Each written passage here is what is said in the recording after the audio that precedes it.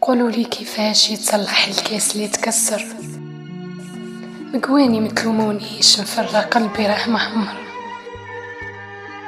الشكوى لربي العالي، هو العالم بيا هو الناظر.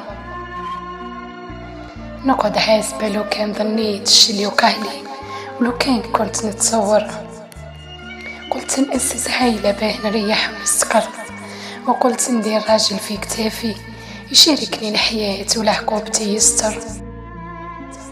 ماشي باش نتظلم ونتهمش ويضيع حقي ويتودر. وش نحكي وش نخلي، راني في الأحداث نختصر. قلت ننسى تجربتي الأولى نرميها ورايا، وفيها ما نزيد نفكر. نطوي الصفحة بصفحة جديدة، ويا ربي الخير قدر. عشت التجربة الثانية بصح نفس الأحداث تتكرر. لي ندير فيه الثقة في الأول بالخير يظهر، وفي التالي بالظلم والخداع والحقرة يطعن في الظهر. شربت المر وقاسيت الضر، ظلامت عليا الدنيا. ما تكبروش الفم، وغير اللي عشت حكايتي راهي حسابية. اللي درتها في مقام أمي ما حلت ما عطفت عليا، بالرغم اللي تقول لي عليها نقول لها هذيك هي. قالوا بغينا ولدي يحمل اسم العائلة، علاه عليكم هذا الجهل؟ يا كل واحد في الحياة عنده نصيب وقسمية، ولد ولا بنت هذا رزق من عند ربي، وهذا راه هدية.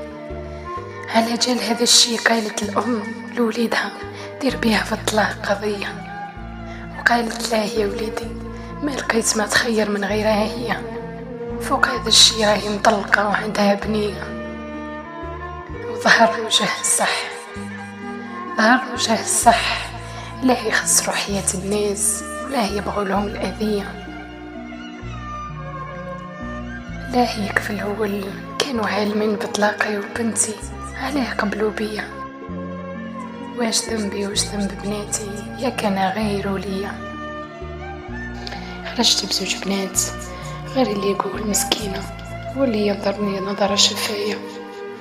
راني مستانسة بأهلي، وشكون يرفدني إذا غابوا عليا والديا؟ هذا راه امتحان من عند ربي مولايا.